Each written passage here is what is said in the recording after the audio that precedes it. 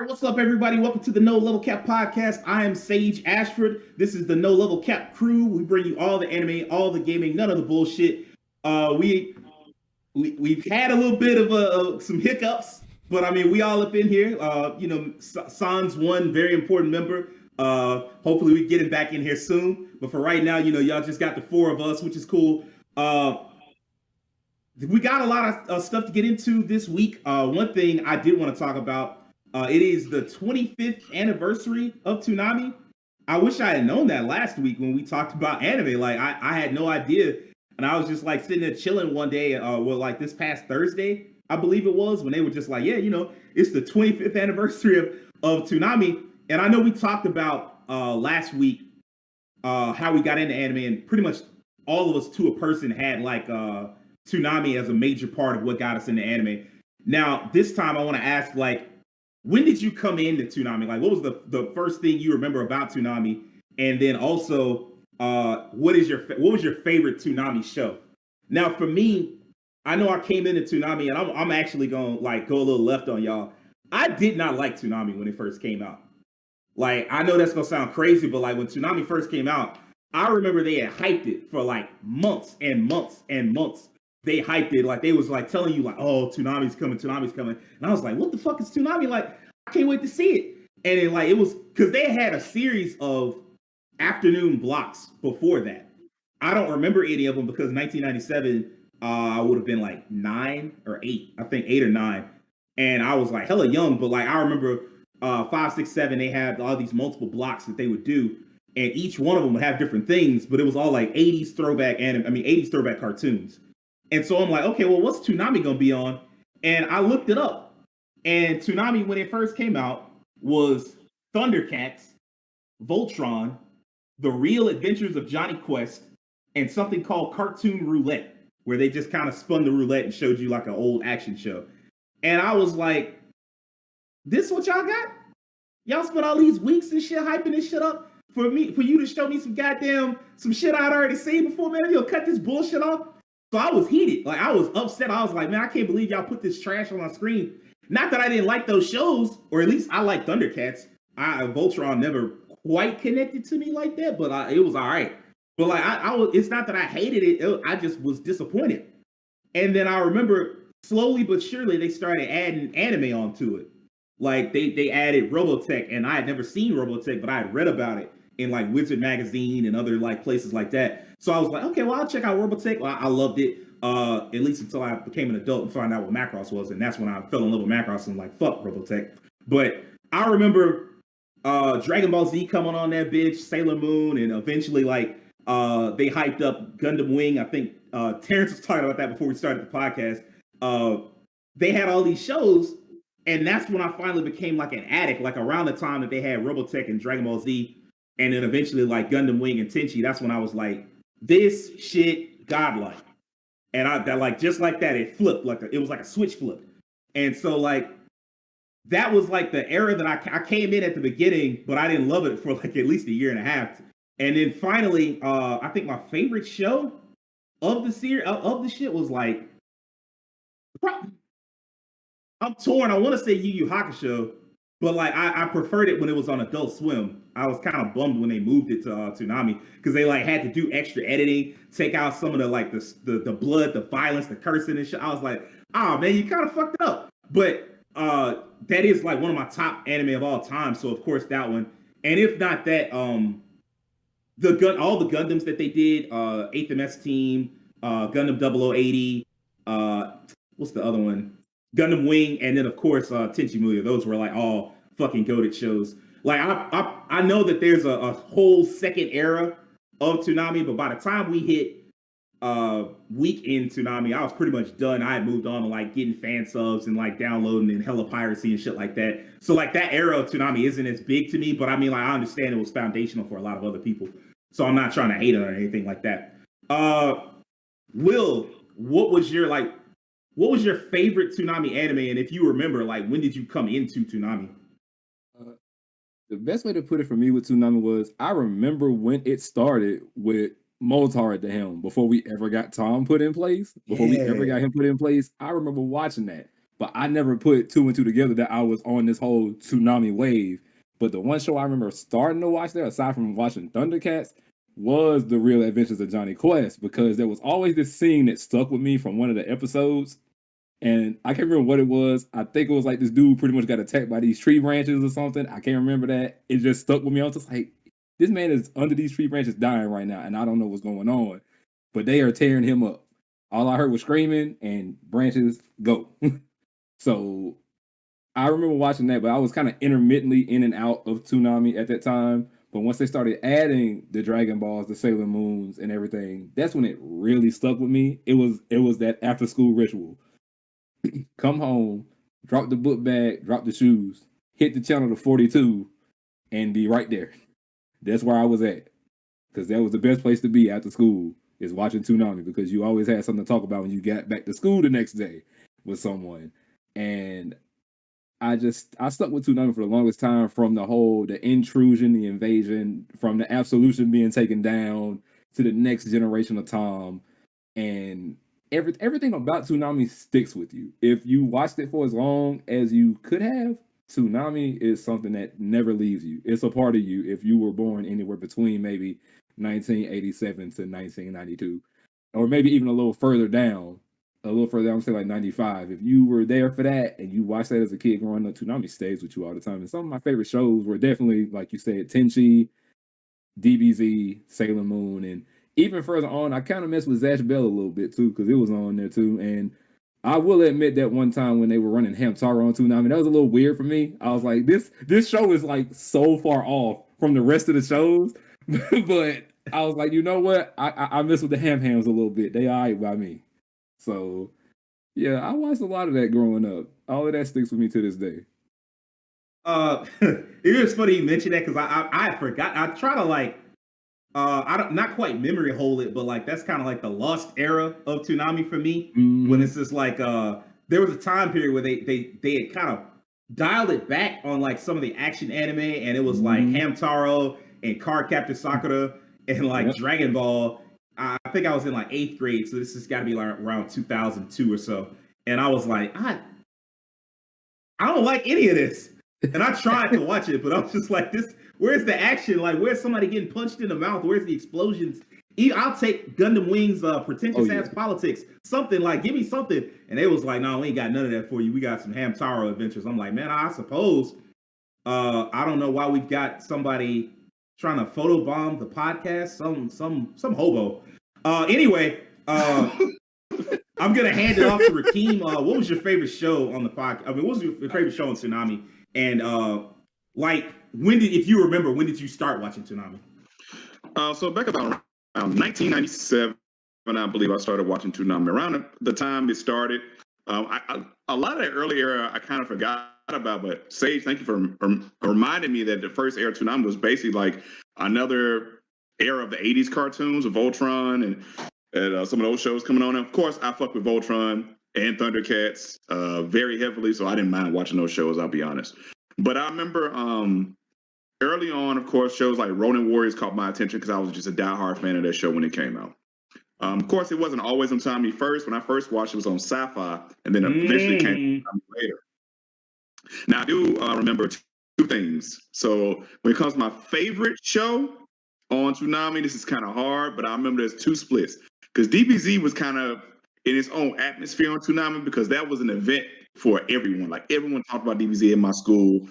You know, Facts. we talked about the episodes in class every day, because it was 5 days a week. We got to watch every episode.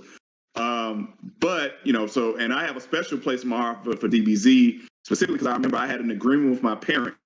That was the only show I've ever done this for. That I told them, look, I'll make straight A's, I'll be good, but I cannot start my homework until this Toonami block is over with Dragon Ball Z. I cannot do it. I cannot miss it. Yeah, I pretty much did the same thing. Yeah. They agreed. They actually agreed with me. I was very surprised. But the show that actually stuck with me to this day, I thought about it from that era, was actually Outlaw Star. Because I was into the sci-fi kind of, and it kind of had this weird marriage of like sci-fi and western, very similar to shows like Trigun or Cowboy Bebop as well. But that show really stuck out to me because it just, that outlaw fantasy, just being out in space, really connected with me at that point in my life, I guess, as a kid. And that just, I just really like the characters. I really like the artwork. I like the story, the music, everything. It really gelled with me. That show still to this day is in my mind. I need to do a rewatch of it, honestly, because it's been so long since I've watched it since then. But I think my favorite was Outlaw Star and Dragon Ball Z, of course. And man, there were many years I spent just watching Toonami. I did carry over to that second generation Toonami with the Naruto block, the Prince of Tennis, the Rave Master. Anybody remembers that? Rave Master and shows like that. You know, when the show started, they kind of branching out. And of course, the era of like the middle era of like SD Gundam, like you said, like Dragon Ball, where the shows were a little more lighthearted. They were going to slice of life in some points too. So yeah, I was with it for a pretty good amount of time. But yeah, my favorite era was definitely Dragon Ball Z and Outlaw Star.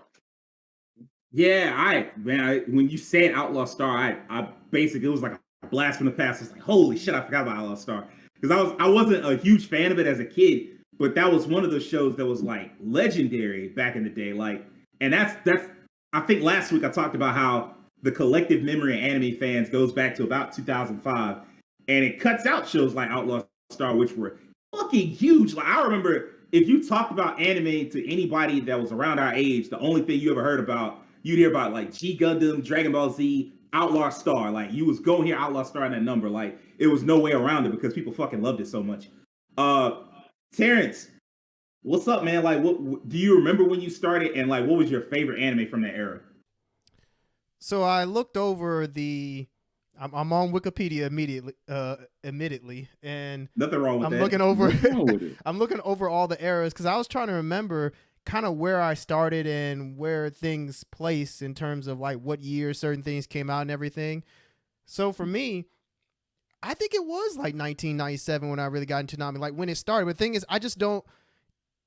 It's kind of funny. I remember Moltar, but I don't really remember Moltar. It's like he didn't really. I guess he wasn't around long enough to leave like a lasting impact on me. Because I recall, like, if I go deep in my mind, I remember watching Toonami with him as a host, but I don't actively remember it. It's like one of those things where unless someone brings it up, I don't really think about it that much. Because when you think of Toonami, you think of Tom, just because he's the one who's been around there for the longest. I think the show that really got me into Toonami starting off was The Real Adventures of Johnny Quest, just because it looks so different. Like the CG aspects of it, like Quest World, it was ahead of its time in my opinion. It just looked really neat. I mean, you could almost say that's what we're trying to achieve with this new metaverse kind of thing, is like a Quest World in a sense. But hey, but yeah, I really like that, especially that intro. Man, I'll put it this way. I was never really the biggest fan of the original Johnny Quest, but the intro for The Real Adventures, like, they made that theme sound so much more cinematic, like dun dun dun dun dun dun dun. And when I heard it for the first time, I was like, yo, I can catch the vibe on this one. Yeah, but that's probably the show that kind of got me into Toonami, like before they really started gearing heavily towards anime.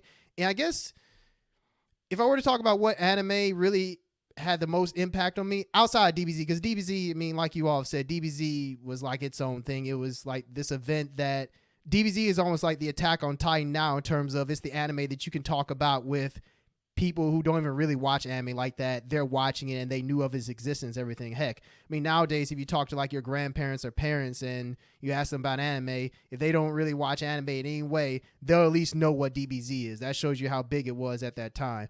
But I'd have to say, outside of that, the show that probably was the most influential was Gundam Wing. And I'll tell you why.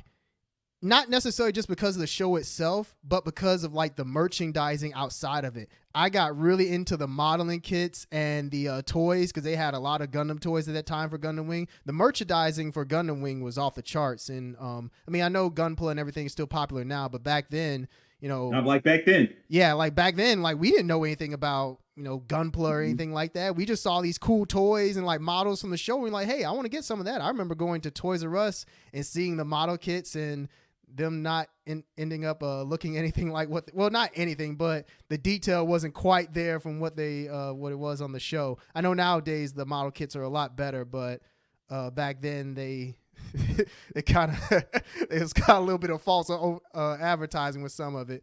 But Gundam Wing got me into I remember when the movie came out, Endless Waltz. That was a big event. That was really fun to watch.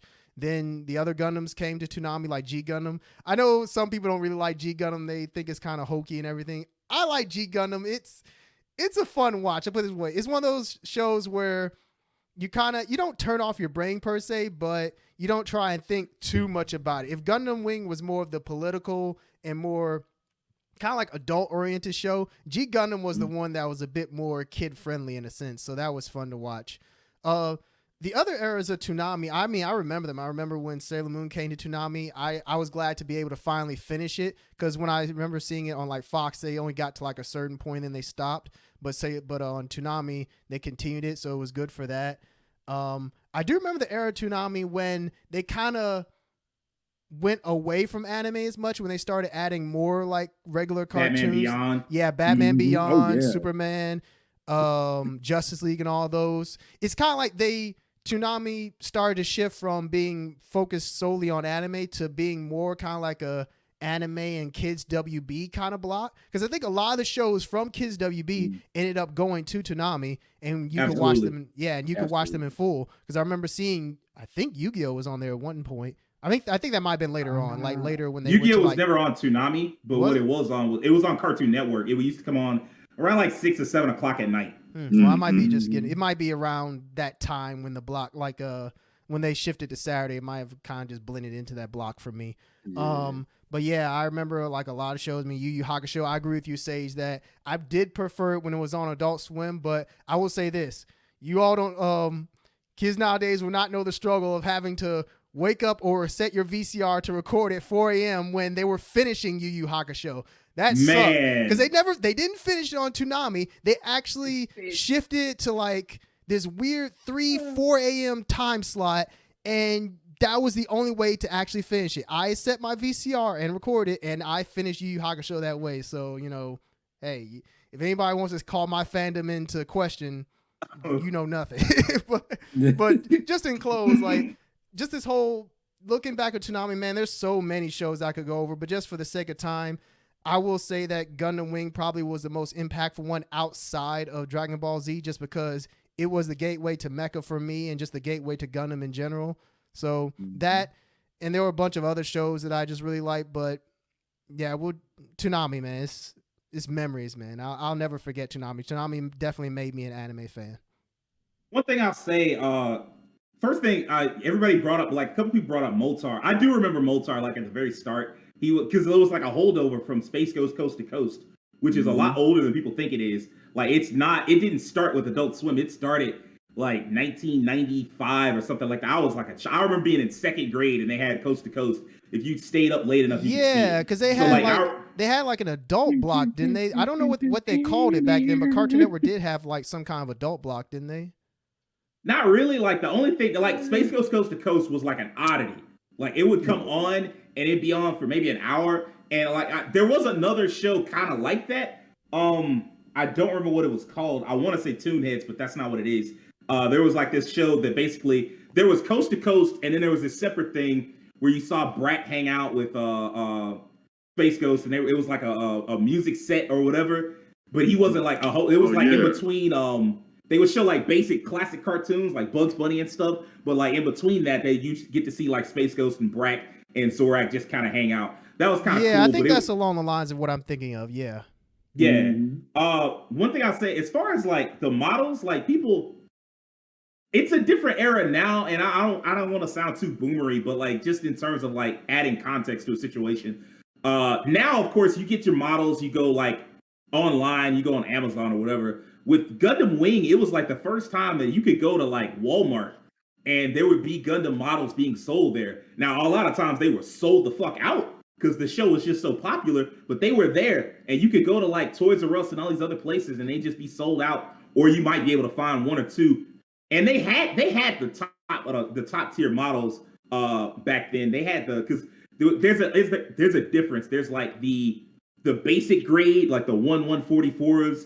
And then there's the 1/100s, which look a lot better. And then there's like the master grade 1/100s, which look damn near like the show. And then there's the perfect grade like 160s. And all that shit existed back then. But of course, they were only selling to kids like the 1/144s, which did kind of feel like a bit of a ripoff.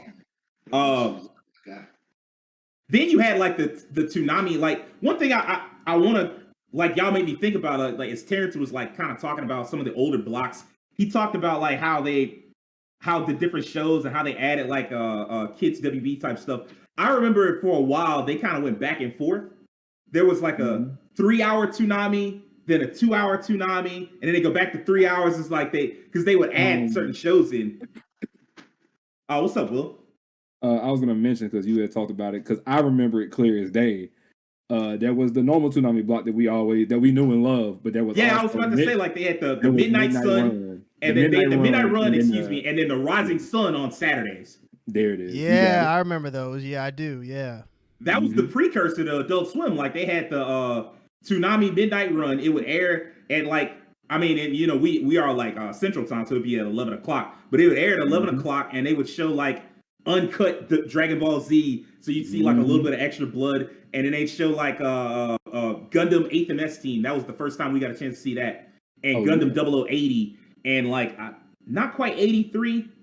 I do remember I think it was just those two Gundam, and then like Gundam Wing Uncut, and so they would kind of rotate between those few shows, but it was just showing you just how big and powerful that part of Cartoon Network was becoming, because it was fucking everywhere. Yeah, I do remember Toonami Uncut. Now that you mention it, yeah, I do remember that. Yeah, they was on there at one point. Yep, like it would all be on there. Like you could check it out. Like, and to some extent, it was like they were running out of content, but you didn't really care because you were so young, and it was long before that era. And again, I hate to sound like an old person, but it's long before the era of like streaming services where you can get content whenever the fuck you want it, and it's just like, oh yeah, it's everywhere. Instead, it was more like a look, this is damn near gonna be one of the only places you can get anime. Like you're not gonna get like it was anime here on Sci-Fi sometimes, and on like what, Encore, and then maybe what, G4, like Animax. Like it wasn't a lot of places to find anime, and Toonami was gonna be like one of the few places that you had where you knew you could find anime, and you knew you could find it every day. Facts. Now, other than that, I know another thing that happened this week was they had did y'all hear about Elden Ring? It hit like 12 million copies sold in like what, basically a month. Yeah. Yes, sir. That is probably the most absurd, like, for a new IP. And the one thing I wanted to ask all of y'all is, do y'all think open world is the way? Like, is that the way forward? Like, is that how you like really hit the next level? Because like those, it's not like From Software is new. They not new to this. And then like last gen, they was hitting like Bloodborne was the big, huge like, oh fuck, this the big IP that nobody would shut the fuck up about. We got that. And then after that, they put out Dark Souls 3 and Sekiro, and none of those hit the kind of heights that Elden Ring did. So do y'all think open world is just the way forward? Like, Rakeem, you're the one of us, I believe, that's played Elden Ring, and definitely the one of us that's played it the most. Do you think open world is just like, is that what did it, or was it something else? I think it was a combination of the open world and the hype train they built around this. They put more effort into the kind of a little bit more of the marketing with the online, like incorporating George R.R. Martin into the story design and the writing design team. They gave a little intrigue to it. The fact that it was just an open world game at all with FromSoft's pedigree meant that like it was Dark Souls, but a little bit different, a little bit more expansive. So that was already kind of attracting people who liked their games already, but then started attracting people who necessarily didn't play their games before because they were, intimidated by difficulty or something like that. But like when you're in an open world game, as you all know, there's a lot of stuff you can do outside of the main storyline or the main, path you have to do. So some people can find that sense of adventure and action really well. And to be honest, I can't say that's not the truth, because look what happened with Assassin's Creed when it went open world, at least early on with, at Origin and Valhalla and Odyssey. Those games did incredible. Witcher 3, when it went open world, did great. One of the most legendary RPGs of all time. And now Elden Ring apparently is there too. So I can say that open world probably adding on to design. I mean, it's hit or miss for me. I do think open world is great, especially this world. This world's great. I've really been enjoying the exploration of Elden Ring. Really great game. Recommended to, I can't say to everybody, but you know what? Even if you are kind of miss about it, give it a shot. I think you'll like it more. I've gotten a lot more friends of mine to try this game just from the popularity. Popularity makes a difference too. I've gotten friends who never play these type of games, and I mean a lot of them, and they're just buying it. It's like, hey, let's see what this is about because it seems like everybody's playing it. I think it's that. I think it's the hive mind mindset a part of it. Being able to play a Souls game with a lot of people or people you relate to, that makes a big difference. Because I remember when Skyrim was popular, a lot of people kind of jumped onto that because they knew people who had the game or tried it. And they can't even have multiplayer in it. Just from just the hype alone, they got the game. So I agree with you saying. I think that might be the way forward. I know it's already kind of a thing now. Anyway, it's starting to become more of a thing with other games outside of it. Ubisoft had a whole generation, a whole couple years where every game they made was open world, and they were selling out. Like they regardless of like what gamers were saying, reviewers were saying, they were selling. So clearly, kind of. Yeah, gamers are resonating with open world design. So yeah, I think that might be the way forward. I mean, GTA kind of opened the doors with like sandbox games, and this is kind of the next level of that to a degree, if you think about it that way. So I'm here for it. If it's a good game, that's all I care about. Will, do you think open world is just like the wave? Do you think that's the wave? Is that like the thing that makes games more popular? And does that bother you? It really doesn't bother me so because I'm really not huge on like big open world games like that because in my mind, when I see open world, the first thing that comes to my mind is it's gonna drop me in, give me some sort of synopsis or something to kind of go by, and then once it lets me loose, where do I go from that point? Aside from having like maybe a way marker or something that'll tell me, hey, you need to go over here to do this, or I'll venture off into this area here to do this. And I've never been a fan of them. And just like Keem said, based on popularity, people get these games and they want to try them out. And I myself have played Bloodborne, and I do have the other Souls games here as well. And I went and got Elden Ring because I was like, I want to give this game a shot because I want to see what it's about. Because I want to try it. I want to play this. I want to see what everybody's talking about. Because open world games don't click with me. And for me to come up here and buy this based on what I've been seeing and hearing, that says a lot to me. That says a lot to me. Because I'm like, had this game not taken off the way it did, it would have sat on the shelf. It would have never gotten off the shelf at GameStop for me. It would have never gotten off. But so you bought it because like it was so popular, or like because it was that as opposed to it being like a Souls game, because you did say you had Bloodborne and Dark Souls 3, I believe. Yeah, I have the whole trilogy sitting over here next to me right now. I have the whole trilogy, plus I played Bloodborne, and I was like, let me give this Elden Ring a shot. And here I am right now. I hadn't started it yet, but best believe I will. I'm not going to sit up here and let it collect dust. But I bought it based on the popularity because so many people are playing it, so much positivity is around it. And I feel like if you get this type of traction and like you hit the ground running like this, 12 million in a month, and everybody's constantly playing the game, people can't seem to put it down compared to the other stuff they've been playing, and people who never play it. I got to see what's going on at that point. I won't put it down. I won't. It is true. Like every time I see Rakeem play, like every time I go downstairs, I see Rakeem playing it. It's like every day, like at least 3 to 5 hours, he just like in it, going at it. So I don't know how many hours he deep in it at this point, but it's a lot. About 60. Oh, Jesus! All right. Well, man, right, glad you're enjoying it. I know, man. I'm glad you're enjoying it. But to kind of close off, I think open world is kind of the way to go at this point. Not necessarily the way to go, but it's an option for quite a few developers out there that make games. So if someone wants to make another open world game, I think Elden Ring is kind of the bar to try to hit, but I don't think too many people are going to hit it, much less pass it. I think they're going to get close enough to kind of touch it, or maybe just be right below it. So if someone tries to make this next game, I think they're going to really have to push themselves, and they can't make it within a year's time. They cannot do it. They're going to have to take their time with it. And another thing, kind of relating to what Keem said with how open world is, I've seen a lot of people talking about how Breath of the Wild may have had some influence on that when Elden Ring was on his way out. So I don't know with the whole Breath of the Wild Elden Ring comparison, because I know a lot of people love Breath of the Wild for that whole open world thing, but I've also seen people take a dump on it because they're like, it's just a bunch of expanses of nothing as compared to what Elden Ring does. Where Elden Ring, like, you find something at every turn. You really do. But I think open world is just the next road to take for a lot of people. I don't know who's gonna do it next. I don't know who's gonna do it better, who's gonna do it worse. I'm scared to see who's gonna do it worse. Looking at you, Square. Don't fuck this up if you do go that way. But you know, I think it's a given that Square is gonna like. I don't think Final Fantasy 16 is gonna be like a linear game. It just seems doubtful at this point. But I mean, like, here's the thing: as far as you talked about topping Elden Ring, that's gonna take some time for a lot of reasons. Because like, I think right now we're still in that honeymoon phase. Like, there was this one thing I saw earlier, yesterday, where they were like, "Here's a hidden door," and apparently hidden doors take more than just one hit to get rid of. And it showed the dude smacking the door, and then they sped it up. And even speeding it up, it took like 30 seconds, 30, 45 seconds of him smacking the door. I'm like, yo, this is bad.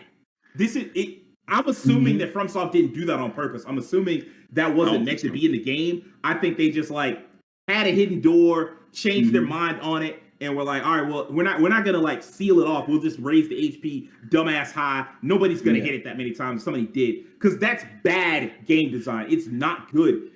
I saw some people like hype. They were like, oh shit, it's secrets in the game. I'm like, man, you'll kiss my ass. Like, that ain't no secret. Like, that's not how that works. You cannot put game like nobody would know to do that. Like, you can't expect people to just go around your world and just hit things for 30 fucking minutes. And like, oh, is it a secret? Oh, I guess it wasn't. That's bad game design. But like, From is getting off the hook right now because it is that honeymoon period of a game that people really, really like. And like, they're willing to overlook certain flaws to the point that I even saw certain developers like working at, unfortunately, Ubisoft and a couple other places that were just like, this game, it breaks all the rules of like UI, like user interface design and all this other stuff. And I mean, like, they were right. And I mean, like, people were mad at them, but they were right. But here's the thing. As a writer, I can tell you this. The first thing they tell you about writing is learn all the rules of writing so that you can break them. But you have to learn them first. You have to learn and master the rules first. And From Software as a developer is a developer that has mastered all the rules of game development, and so that they can break them in certain instances. But it's still very much a honeymoon type phase. So if you look into like top Elden Ring, good luck. You're gonna have to wait until people have played it and replayed it and put enough hours into it where they can go like, all right, this is an amazing game, but this part right here was bad. This part right here was bad. That's when you can start to get like real improvement and get the fans to accept it. But I'm a little off key. I'm a little off topic right now. So let me get back on topic. Terrence, do you think open world is the way forward? I know you're not like a big open world guy. Does it bother you that like it seems like the only thing to do, like once you slap open world onto an already good or great franchise, suddenly like the game just explodes in popularity? Does that bother you? And do you think open world is the way forward? So I pretty much agree with Will's take. Is that like you said, I'm not the biggest open world person. It's not that I'm against open world. I've played open world games before, but I just know it's kind of like MMORPGs. I know the moment that I dive into it, I'm going to be gone for a long time. It's kind of the same thing with Persona games. It's like these games are really long. They're like 80 to 100 hours long. I know that once I start, I got to get ready to sink some heavy time into it. As for whether I think open world games are the future of the industry, it kind of like Will said, some developers are going to get it right, others are not. I think that Elden Ring is going to lead to many imitators, but many of those imitators are going to be bad imitators. It's kind of like the PS2 era when GTA 3 blew the water, like it blew the ceiling off of everyone's expectations and just changed how we looked at how games could be done. And there were many imitators throughout the era that tried to do GTA style clones. Some of them succeeded, like I'm trying to think. Row. Well, Saints Row came out. I'm still trying to think of like the PS2 era, like which games were anyway. True Crime. Yeah, True Crime. Yeah, okay, that is a good one. True Crime was one. It was a good one. And then there were bad ones that came out. I'm just for the sake of time not going to try and remember. But State of Emergency. Thank you. You were thinking the same thing I was. That is a good one. Yeah, those are good ones. I'm glad you all can think when I can't. But but yeah, it's all good. Yeah, there are going to be publishers out there and developers that I think they will be able to make games like Elden Ring. Will they be as popular? I don't know. Elden Ring has like a level of detail and love put into it that I don't know if many developers are really going to be able to hit. Because the thing is, by being an imitator, you're trying to capture the same essence of what's been made, but Lightning in a bottle. Right. Lightning in a bottle. Yeah, pretty much you're trying to get lightning in a bottle. And like I said, I don't think some are going to be able to hit the nail on the head. I don't know, because this really isn't the first time that open world's been done. I guess this is the first time where it feels like an open world that has just this level of detail and stuff that's in it. Because, I mean, heck, a GTA 5, I mean, people are still playing that. That's open world. So, I mean, open world is nothing new, and I don't think it's going anywhere. In terms of this being the wave, I mean, I guess it could be. It just really depends on, yeah, I guess it really just depends on how developers want to go forward in terms of like How what greedy genres. they are. Huh? Oh, yeah. How greedy they are. How greedy they are. Yeah, I don't know. I don't. My thoughts on this topic aren't as coherent as I would like. I guess I just think that there are people who are going to try to do it, but they're just not going to do it as well as FromSoft. And yeah, that's just really my take on it, is that I think that maybe some will do well, others will not. I feel you on that one. I got you, Rakeem. Just give me just a second. I feel you on that. Like one thing I saw earlier today, like before we did the podcast, I was looking online and somebody had wrote an article about how Elden Ring could, how game developers could learn from Elden Ring, and I'm like, I don't. There are a few lessons. Like I'm an open world guy. Like I play a lot of open world games, but like Elden Ring wasn't a game for me. Like in my house, there are three gamers. I'm one of them. Rakeem is one of them. And then there's another guy in the house. He's also a gamer. Like we're all, but of the three of us, only one of us was really interested in Elden Ring, and that's because like its story beats are done in such a way that it's like not how I would want to see my story done, where it's like really understated and like you kind of have to figure it out. You piece it together from like item descriptions and like books you read and all this other shit, and it's like really to get the full story, you probably got to go on YouTube, watch some 50-minute ass video and shit like that.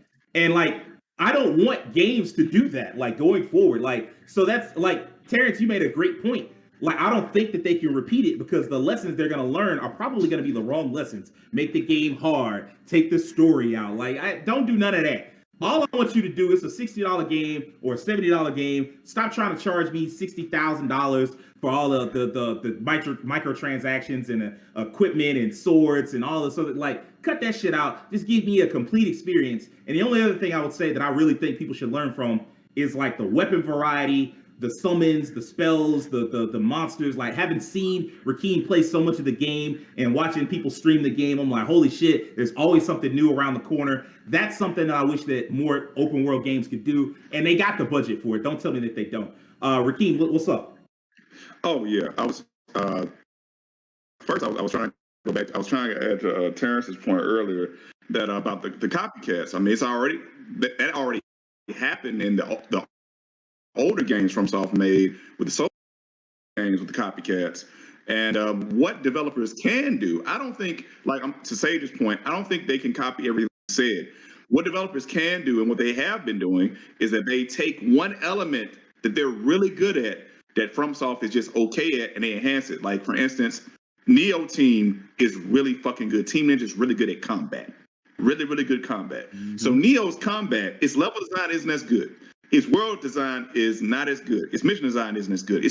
But its combat is really, really tight and enhanced. And those people play Neo for.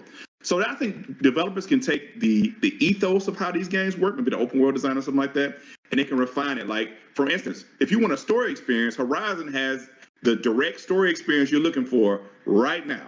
That is, you a story gamer, cutscene gamer, graphics gamer, they got it. That's for you. It already exists. You don't even have to wait. It's out. But yeah. So like I think it's a combination thing. So the first part is that they can take the ideas of Elden Ring that work, like what Sage said, the implementation of the detail into the world, the main part of this game that people need to see. And I said this before in the podcast. It isn't the difficulty. It isn't the story beats or how that stuff works. It's the exploration. Make the world really interesting all the time. It doesn't have to be a tower all the time. You can do something different. Like make your game. It doesn't have to be a tower or like a random puzzle that doesn't fit into the world, just some forced puzzle feature or something like that. Oh, I like puzzles. I love puzzles in games when I play them. You can just make it fit into your world and make it make sense. And then what you are good at, whatever you're good at, whether it's storytelling, really enhance that and like comb that on top of the open world design, or your combat comb on top of the open world design, and that'll make a refined experience.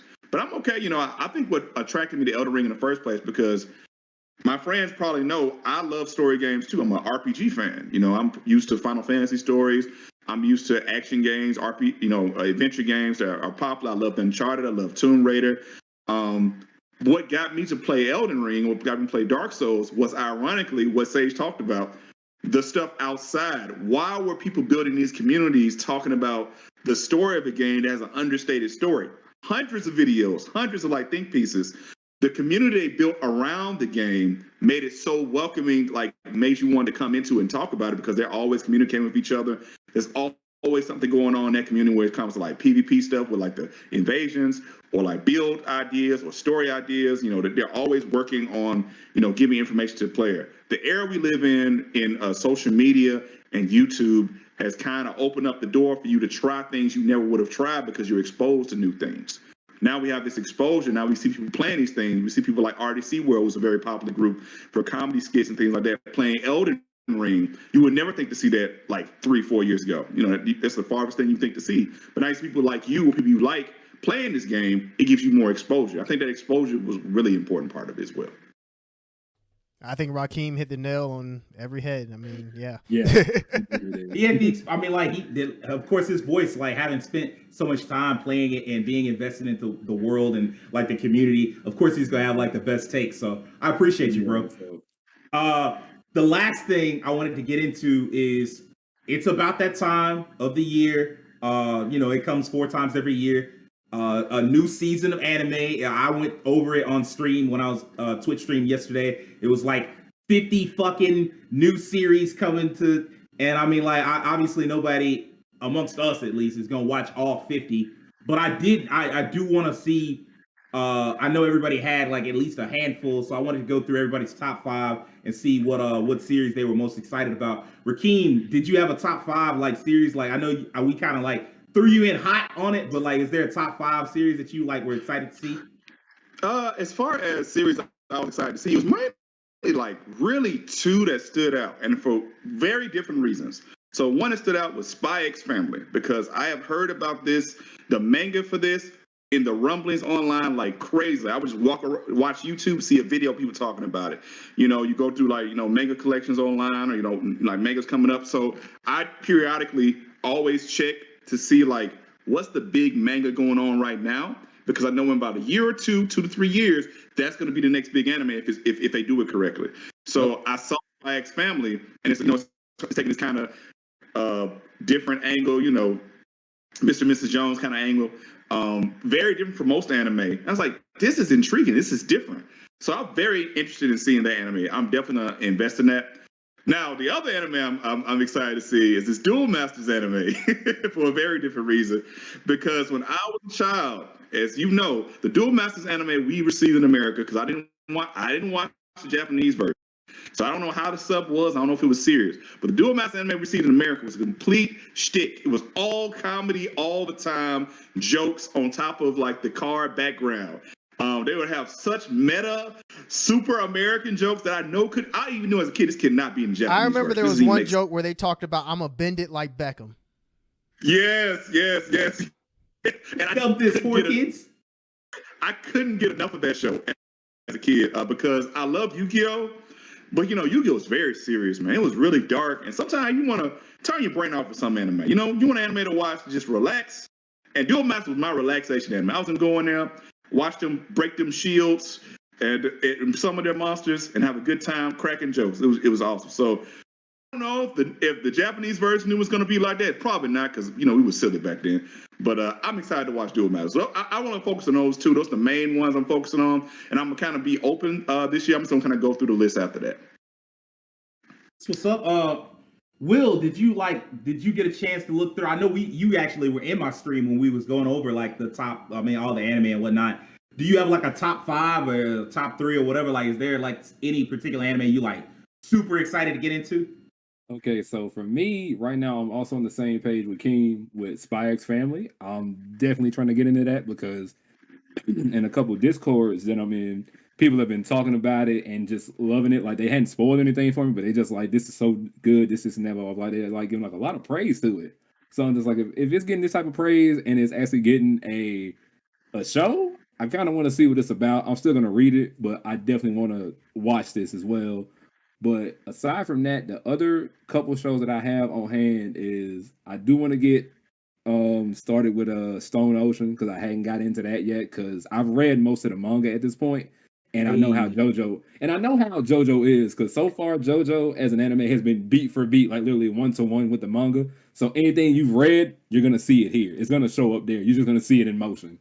So Stone Ocean is at the top. Season 2 of Shield Hero. I'm definitely looking to see Komi-san because I've been reading the manga to that. I actually have that manga. I've been getting those here and there.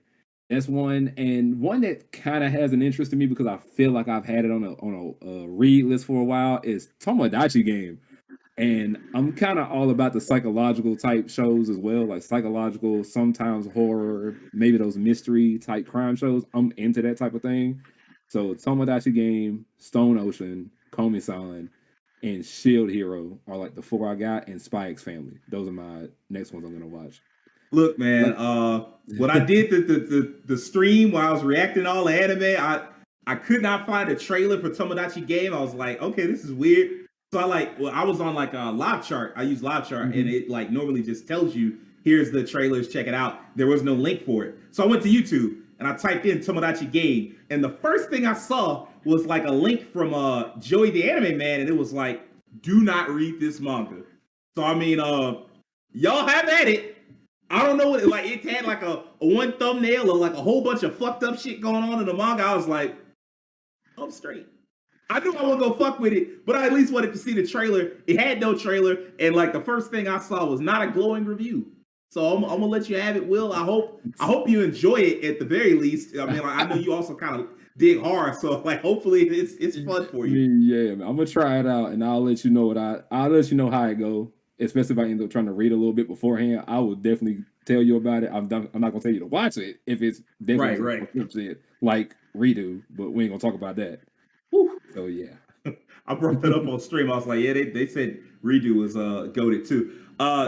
Terrence, you got a top 5 for me? A top 4? What's up? All right. Funny enough, I was looking at that Tomodachi Game. I was like, it sounds familiar because I think I seen that video you're talking about, Sage, but I have to look into that later. Anyway, I do have top 5 and some honorable mentions that I'll go through real quick. 1, Rise of the Shield Hero. Definitely looking forward to season 2 of that. Season 1, I slowly fell in love with that, like the world building, the characters, a lot of it, all of it was enjoyable. So I'm looking forward to the next Favorite. season. I'm sorry. A problematic favorite. Yeah. Yeah. Yeah. The next is Spy X Family. I keep wanting everything. Every time I put an X in something, now I want to say cross instead of just X. I just say cross. Yeah.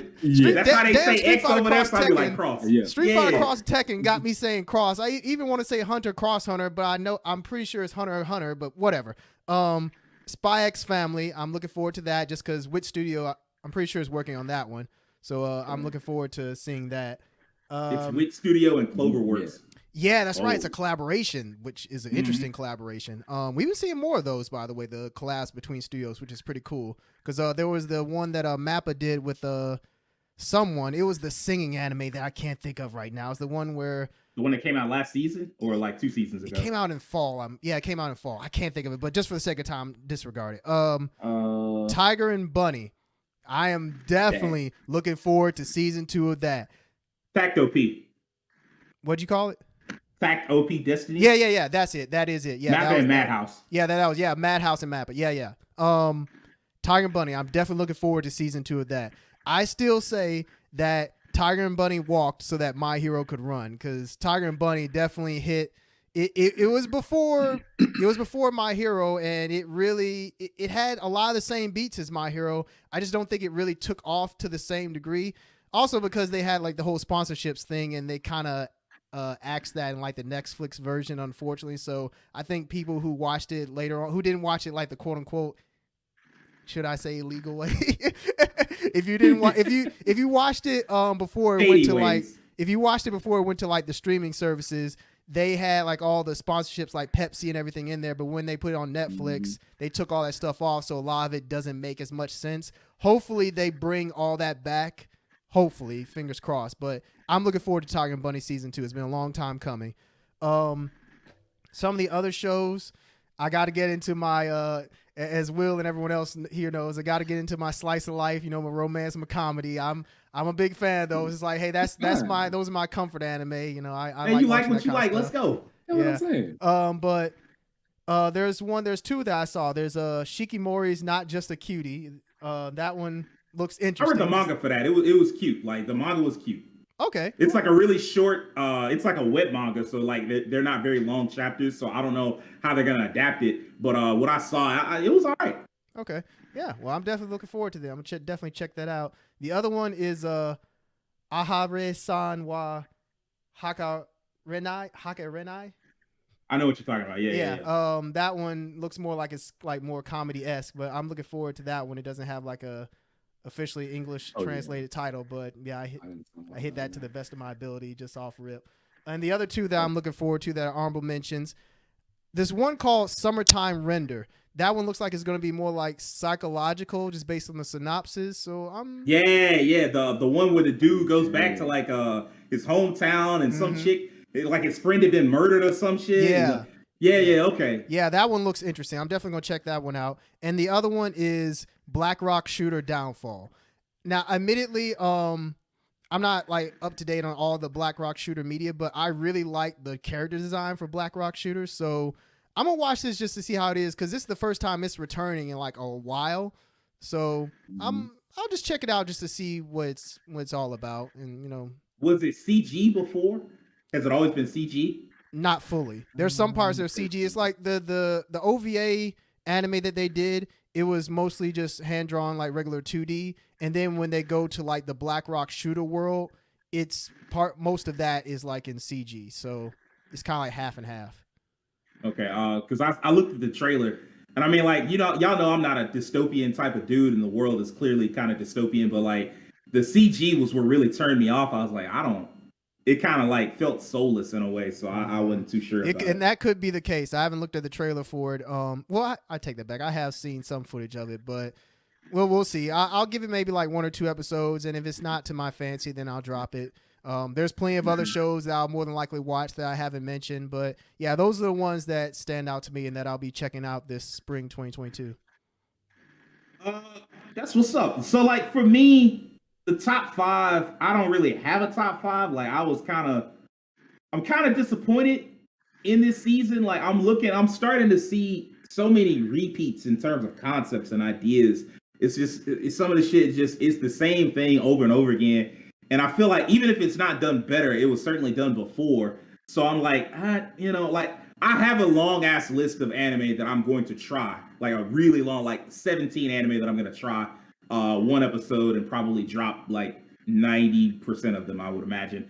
But one of the ones that stood out the most was, let me see if I get the name, the English name, Trapped in a Dating Sim, where like the protagonist is like, he's just some dude, right? And he's like not the main character. He's not like some important character, but he was like, it's an isekai, but it's like a dude who played the game and beat it, and he gets sent to the game world that he already mastered. And he's like in this world where he's treated like trash. Like the women get to treat him like trash. He's not like one of the top tier pretty boys that get all the attention. They literally call him a mob. Like he don't have like they take his name from him because he's just some generic NPC, and he like, nah, fuck that. I ain't gonna be an NPC no more. And that looked kind of interesting. Like the concept behind it was interesting. And then like they took it a little deeper, like, well, not I won't say deeper, but like they had a bunch of other stuff to it, like mecha and like going into dungeons and fighting monsters in dungeons. I was like, yo, this could be something. This could be fun. So I kind of want to. That sounds like something I might watch. I'll have to check that out. Your synopsis made it sound really cool. Yeah, I'm gonna put the trailer. I'm gonna send y'all the trailer and let y'all get a look at it because it looked like something that we could all enjoy. One thing randomly that's not on my top 5, but I do want to bring it up.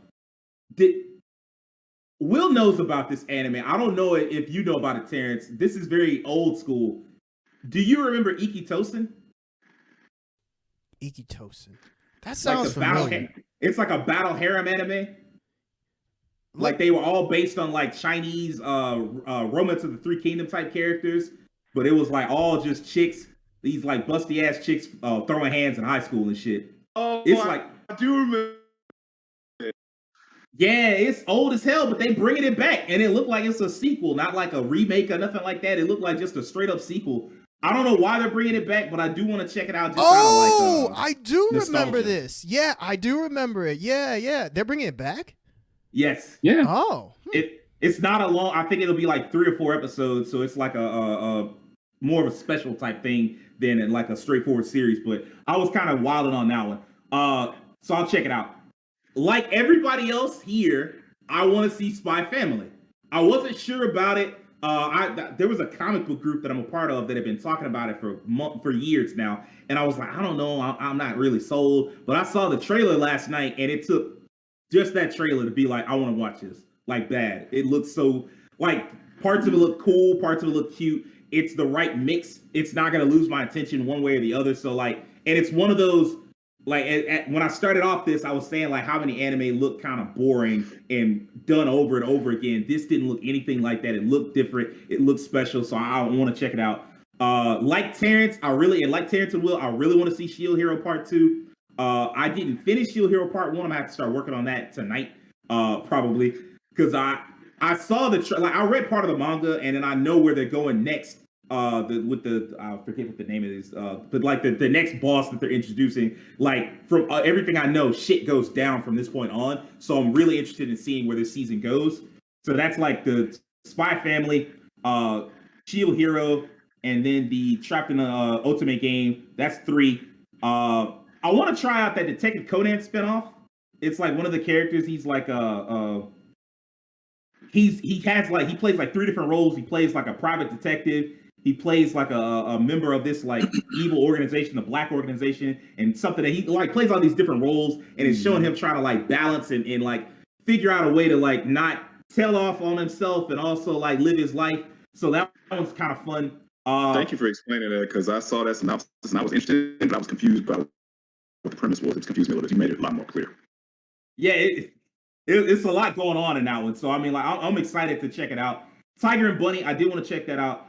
The last 2 that I would say I'm gonna mention is I'm gonna go full card game this season. I'm gonna check out the new Yu-Gi-Oh anime, Go Rush, because the Rush Duel stuff is like they had a Rush Duel anime before, like because like if you don't know anything about it, like the new Yu-Gi-Oh they changed the card game entirely. The current card game is way too complex for kids, so they had to come up with something new that they could sell to the kids. So they came up with a new type of game, and it's more balanced. It's more approachable for like newcomers and stuff. And they based the whole anime off of it. They did that the first anime last year, I think. 2 years ago, called Yu-Gi-Oh Rush. It was successful enough. They're doing another one that's Go Rush. They got a different protagonist, different world. It's getting stupid in the Yu-Gi-Oh way where there's like aliens from space and they got to learn how to duel for whatever reason. I'm like, bet I'm in. And then Shadowverse Flame. Like I saw the original Shadowverse. I saw like part of that 2 years ago when it came out. It was alright, but it had the idiot hot-blooded protagonist, like where he's just like really dumb but really nice, like Goku. I'm tired of that shit. Shadowverse Flame, for what I can tell, the protagonist isn't like that, so I'll give it a shot. Other than that, I think we covered them all. Like there's a couple that are worth talking about. That I mean, like we'd be here all night trying to talk about all of them. There's one that's probably worth mentioning. Fuck, The Dawn of the Witch, where like this protagonist, he's like this guy who forgot who he was, and he like joins this magic academy, and he's asked to like go to this city of nothing but mages in a world where they like society is turned against witches and mages, and they're like, look, fuck them, and he's like got to go there and protect them and like try to figure out, like hopefully figure out who he is. So that looked like it could be something. They called it a comedy. I'm like, oh, like the trailer didn't look funny at all to me. And then there's another one. The last thing I'm gonna bring up is Skeleton Knight. There's this anime where like this dude gets reincarnated into the body of a skeleton, and he's like wears this gigantic ass knight armor, but he's like a really nice dude. and like he goes around like at first I thought I'm like, is this gonna be like a comedy? And I think Will remembers that trailer. One a damn thing funny about the trailer. No. Like, dude, it was like within the first few seconds, somebody was like he had to foil like somebody getting assaulted. He like cut some dude in half. I'm like, oh shit. Mhm. So it looks like it's gonna be kind of interesting. I'm kind of tapped out on Isekai, but I'll give these a couple episodes, see if they if they can sell me off.